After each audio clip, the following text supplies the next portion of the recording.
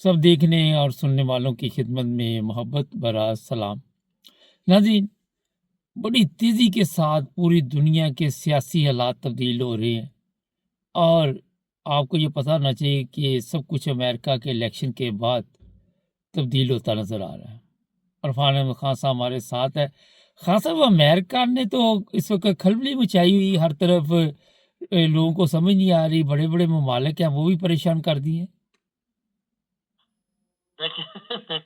یہی ہوتا ہے لیڈرشپ کا، کہ اگر بڑی قوموں کے یا بڑی ممالک کے لیڈر جو دنیا کو لے کے چلتے ہیں، اگر ان میں تبدیلی آ جائے تو دنیا کے حالات، دنیا کے سیاسی نظریات سب کچھ بدل کے رہ جاتا ہے۔ اور یہی جو ہے ٹرمپ کے آنے کے بعد ہوا ہے۔ جی، پیچھے آواز آپ کی آ رہی ہے؟ نہیں ٹھیک ہے، کوئی نہیں آ رہی بات، ٹھیک ہے۔ اور جو کچھ اس نے پچھلے ہفتے بیان دیا تھا، اب تک تو دنیا کے ہزارہ ارب جو ہے وہ خرچ ہو گئے، اس یوکرین کی جنگ میں جھونک دیے گئے، جی امریکہ کے بھی اور یورپ کے بھی۔ جی لیکن بعد میں ایک دم حالات جو ہے ٹرمپ کے بیان سے جو ہے وہ بدلنے شروع ہو گئے، اور اب یہاں تک نوبت آ گئی ہے کہ جو سیکورٹی کانفرنس تھی جو ہوئی ہے میونخ کے اندر 3 دن، اس کے اندر تمام چیزیں پیچھے رہ گئیں، اور صرف ٹرمپ کی پالیسی اور ٹرمپ کے جو امریکہ کے نائب صدر نے جو تقریر کی ہے اس کے گرد ساری کانفرنس جو ہے وہ گھومتے رہی ہے۔ ہر موضوع جو ہے، ہر ڈسکشن جو ہے وہ اسی کے اوپر تھی۔ اس کی تقریر کو باقاعدہ بم شیل کہا جا رہا ہے۔ جو دنیا کے اخبارات نے کیا، دنیا کے مبصرین نے کہا ہے کہ اس نے ایسا بم شیل گرایا ہے، وہ اس تقریر کی توقع نہیں کر رہے تھے، اور جس کی وجہ سے تمام حالات دنیا کے بدلتے ہوئے نظر آ رہے ہیں۔ انہوں نے بالکل ایسولیٹ کر دیا ہے یورپ کو، صاف کہہ دیا ہے کہ ہمیں یورپ کی اب ضرورت نہیں ہے، اور یورپ کے اندر ہم جو 30,000 فوج جو امریکہ کی موجود ہے، اس میں سے ہم 20,000 فوج جو ہے فوری طور پہ نکال لیں گے، اور جو فوج رہ جائے گی 10,000 کی، بھی اس کا تمام اخراجات جو ہے وہ یورپ کو ادا کرنے پڑیں گے۔ امریکہ جو ہے وہ کسی قسم کا خرچہ ان کی سیکورٹی کے لیے برداشت نہیں کرے گا۔ اور اسی طرح اس نے یہ ایک بہت بڑا ایک جو کہنا چاہیے پوائنٹ ہے، جس کے اوپر یورپین ممالک، جو یورپین سربراہ مملکت کافی وہاں پر بیٹھے ہوئے تھے جب امریکہ کے نائب صدر کی تقریر ہوئی ہے، جی، اور اس کو سب کو لوگوں نے پھر محسوس کیا ہے، جو ٹرانس اٹلانٹک الائنس تھا امریکہ اور یورپ کا، وہ ختم ہوتا نظر آ رہا ہے۔ بلکہ وہاں جو اس وقت مبصرین اس کی تقریر کے بعد فوری طور پہ نیوز بھیج رہے تھے، ان سب میں یہی بتایا جا رہا تھا کہ یہ ٹرانس اٹلانٹک جو ہے وہ اتحاد جو ہے وہ آج ختم ہو گیا ہے، اس نے تقریر کے اندر اتنا واضح کر دیا ہے۔ اس کے بعد پھر یہ ہے کہ دوسرا جو یورپ یہ چاہتا تھا کہ جو یوکرائن کے معاملات جس طرح بھی طے کرے امریکہ اور روس مل کے، اس میں یورپ کا عمل دخل شامل ہو، لیکن اس میں صاف کہہ دیا ہے امریکہ صدر نے کہ بھی ہم آپ کو شامل نہیں کریں گے۔ اس لیے وہ وہاں جا رہا ہے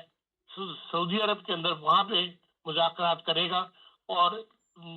یوکرائن کے صدر کے علاوہ کسی تیسرے بندے کو وہ اس مذاکرات میں شامل کرنے کے لیے تیار نہیں ہے، جس کے اوپر یورپ جو ہے وہ بہت چیخا ہے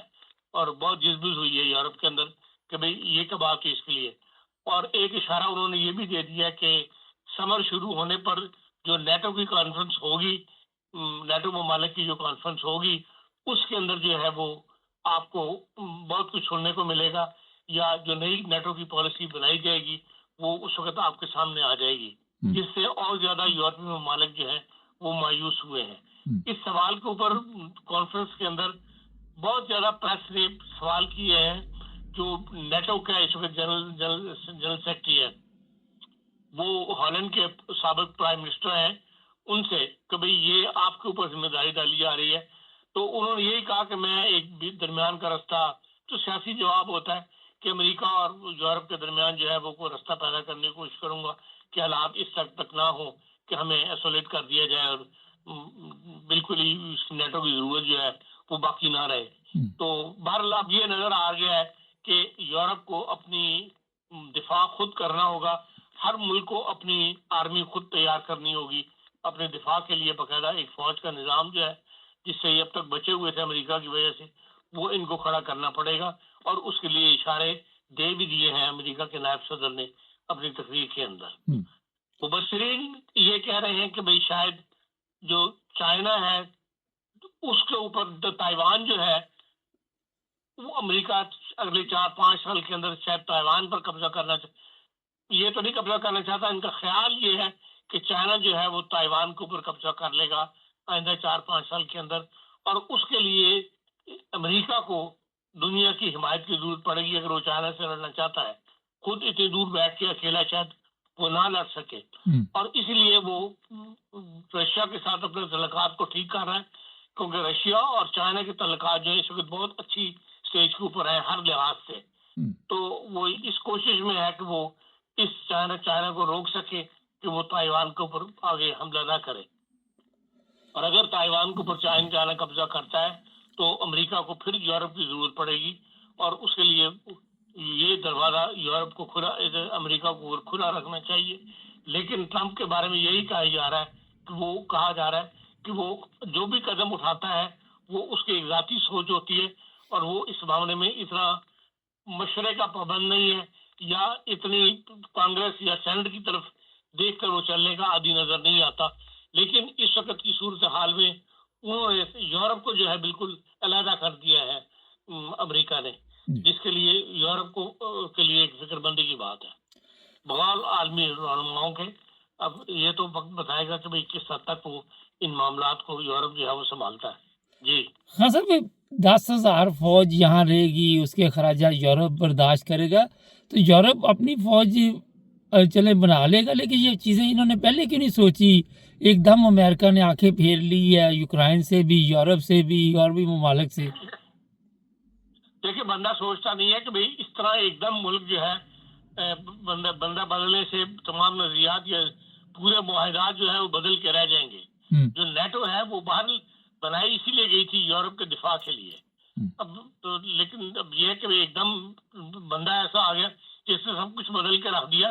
تو اب یقیناً آنکھیں کھل جائیں گی یورپ کی، اور یہ بھی اپنی آرمی اور فوج بنانے کی طرف جو ہے وہ متوجہ ہوں گے۔ خان صاحب، روس کے ساتھ یورپ کو تعلقات آپ کے خیال میں آپ بہتر کرنے پڑے گے، کیونکہ فوج کی تو اس وقت ضرورت پڑے گی جب کوئی لڑائی ہوگی، اگر تعلقات بہتر ہوں گے تو اس سے تو میرا خیال پہ اتنا بڑا مسئلہ نہیں بنتا نا۔ دیکھیں، اگر لازمی بات ہے کہ یورپ جو ہے وہ اس وقت چائنا کی طرف بڑھے گا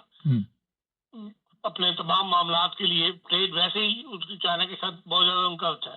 اور چائنا اور روس کے تعلقات اس وقت بہت اچھے نوعیت کے ہیں، اور اس کا یہ اثر ضرور پڑے گا کہ بھئی یورپ بھی روس کے ساتھ اپنے تعلقات درست کرے گا۔ روس کے ساتھ زیادہ بگاڑ جو انہوں نے پیدا کیا ہوا ہے وہ اس خوف کی طرف پیدا کیا ہوا تھا کہ بھئی اگر روس کے پاس ایٹمی اسلحہ اتنا زیادہ ہے تو یورپ کو محفوظ بنانے کے لیے انہوں نے مدد لی ہوئی تھی امریکہ سے، نیٹو کے ممبر بنے تھے سارے ممالک کے، ہاں بھئی ہم روس، اگر امریکہ یورپ کو چھوڑ دیتا ہے تو پھر لازمی بات ہے کہ یورپی ممالک بھی پھر روس سے اپنے تعلقات کو درست کریں گے، اور اس میں ان کو زیادہ فائدہ ہے جس کا تو گیس اور بجلی وغیرہ جو مہنگی ہوئی ہے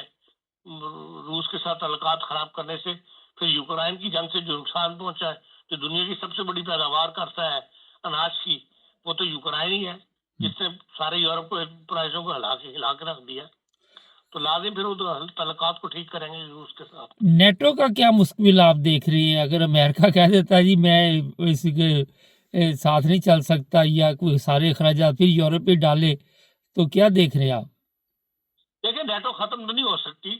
یہ تو 4 سال کی بات ہے، 4 سال کے بعد آنے والا نیا پریزیڈنٹ کیا پالیسی اختیار کرتا ہے، یہ بہرحال سمر تک جو ہے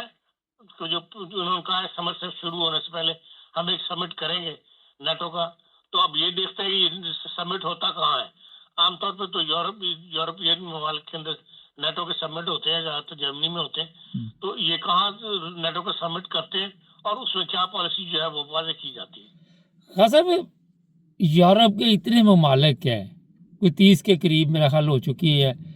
کیا وجہ کہ انہیں کبھی امریکہ کی طرف دیکھنا پڑتا ہے، کبھی چائنا کی طرف دیکھنا پڑتا ہے، کبھی رشیا کی طرف دیکھنا پڑتا ہے؟ دوسری عالمی جنگ کے خاتمے کے بعد جو معاہدے ہوئے تھے، اس قسم کے معاہدے ہوئے تھے جن کو لے کر وہ چل رہے ہیں آج تک، اور اس کا فائدہ ان لوگوں نے یہ اٹھایا کہ یہ بہت زیادہ اقتصادی ترقی کرنے میں کامیاب ہو گئے. اگر یہ بھی اس جنگ کے خوف سے فوری طور پہ جنگوں اپنی آرمی تیار کرنے پہ لگ جاتے یا سارا پیسہ جو ہے اسی میں جھونک دیتے تو پھر یہ اس طرح اقتصادی ترقی نہ کر سکتے جس طرح یورپ دوبارہ کھڑا ہو گیا. یہ بات تو ماننی چاہیے کہ بھئی ان کو دوبارہ کھڑا کرنے میں امریکن نے ان کا دفاع کا جو ذمہ داری اٹھا لی تھی اس کا ان کو فائدہ ہوا. خاصا یوکرائن کے صدر کی کیا اہمیت ہے اس وقت آپ کے خیال میں؟ دیکھیں یوکرائن کے صدر کی جو میٹنگ ہوئی ہے امریکن نائب صدر کے ساتھ وہاں پہ میونخ کے اندر میونخ کانفرنس کے اندر اس میں دونوں کے بڑے بڑے ڈیلیگیشن تھے جو تصویریں جاری کی گئی ہیں اور اس میں انہوں نے پالیسی یہی واضح کر دی ہے جو کہا جا رہا ہے کہ بھئی جو ڈوچے ویلے کا ان کے انٹرنیشنل کارسپونڈنٹ ہے اس کا جو انٹرویو تھا اس کے بعد اس میٹنگ کے بعد اس میں یہی کہا کہ بھئی جو یوکرائن ہے اس کو بتا دیا گیا ہے کہ یہ جنگ جو ہے زیادہ دیر چلے گی نہیں بلکہ اس کو سمیٹا جائے گا اور سعودی عرب میں جو سمٹ ہوگا یہ میٹنگ جو تھی اس کی تیاری کے سلسلے میں تھی جو انہوں نے بتایا. تو وہاں پہ جو کچھ سعودی عرب میں ڈسکس ہونا ہے اس کا ایجنڈا جو ہے یہاں تیار کیا گیا ہے اور وہ صاف بات ہے کہ یوکرائن والے کو بتا دیا گیا ہے کہ بھئی آئندہ امریکہ کی پالیسی آپ کے بارے میں کیا ہے. اس میں یہی نظر آتا ہے بلکہ یہاں تک کہا گیا ہے کہ اس کانفرنس میں کہ یہ ویکینڈ جو تھا جو یورپ کے اوپر تو ایک آزمائش بن کے آیا ہوا تھا اور جو روس کا صدر ہے پوٹین وہ اپنے ملک میں بیٹھا ہوا شیمپین پی رہا تھا. اس حد تک مطلب اس کو کامیاب قرار دیا جا رہا ہے کہ روس کا ان حالات کا روس کو جو فائدہ پہنچنے والا ہے اس کے پس منظر یہ بات کی گئی ہے. خان صاحب آخر پہ یہ بتائیے کہ یہ بھی اس وقت خبریں چل رہی ہیں کہ قریب پاکستان میں بھی کچھ ایسے لوگوں کی شامت آنے والی ہے وہ ذرا ادھر سے فارغ ہو جائے پھر پاکستان کی طرف توجہ جائے گی. آپ کیا دیکھتے ہیں؟ آپ مراد یہ ہے کہ بھئی مغربی دنیا جو ہے پاکستان نہیں امریکہ جو ہے وہ پاکستان میں ایسے لوگوں کے لیے مشکلات پیدا کرے گا جو جن پہ ایسے الزامات ہے کہ انہوں نے چور بازاری وہاں پہ شروع کی ہوئی ہے. یا دیکھیں جو جہاں تک پرزون کا تعلق ہے نا شخصیات کا تعلق ہے اس میں امریکہ انٹرسٹڈ نہیں ہے. امریکہ تو ملک میں انٹرسٹڈ ہوتا ہے کہ اس کو اس ملک کی کیا ضرورت ہے وہاں وہ اپنے مطلب کی حکومتیں قائم کرنے کی کوشش کرتا ہے. تو جو پاکستان کے اگر شخصیات ایسی ہیں جو بے ایمان مطلب جنہوں نے کرپشن کی ہوئی ہے وہ یہ خود ملک جو ہے امریکہ والے یہ جہاں اپنے کام کرنے ہوتے ہیں وہاں کرپشن کروا کے یہ داخل ہوتے ہیں کرپشن کروا کے یہ انٹر ہوتے ہیں اور پاکستان اقتصادی طور پہ اس قدر گھرا ہوا ہے. اب آج یہ جو ورلڈ بینک کے 9 جو ڈائریکٹر ہیں ایگزیکٹو ڈائریکٹر وہ پاکستان آئے ہیں اکٹھے پہلی دفعہ 20 سال کے بعد اور ان کا آنے کا مقصد یہی ہو سکتا ہے کہ وہ پاکستان کی جو اقتصادی پالیسیز ہیں ان کو اپنے مطابق ڈھالنے کے لیے حکومتوں کو مجبور کریں. تو جو ترقی ملک نے کرنی ہوتی ہے وہ تو اپنے پیروں پہ خود کھڑے ہو کے کرنی ہوتی ہے. یہ لوگ جب بھی انٹر ہوتے ہیں ہمارے ملکوں میں آتے ہیں تو یہ اپنی پالیسیز لے کے آتے ہیں اور مجبور کرتے ہیں کہ آپ ان پالیسیز کو اختیار کریں. اور ماضی میں ہم دیکھتے ہیں کہ ہمارے تمام حکمرانوں نے جتنے بھی رہے فوجی بھی اور سیاسی بھی سب نے انہی کی بات مانی اور انہی کے اوپر اقتصادی پالیسیاں جو ہیں وہ ترتیب دی جس سے ملک جو ہے لانگ رن میں کمزور ہوا. اس کا وقتی فائدہ کسی کو پہنچا یا نہیں پہنچا لیکن ان لانگ رن جو ہے ملک کے اندر نقصانات زیادہ ہوئے اور ملک کی آگے ترقی نہیں کر سکا. یہی ایک جو ہے ایک مشکل مرحلہ دوبارہ پاکستان میں سامنے نظر آ رہا ہے کہ ابھی تک نہ تو ہمارا ریزرو بڑھ رہا ہے نہ ہماری پروڈکشن بڑھ رہی ہے نہ ہماری ایکسپورٹ بڑھ رہی ہے اور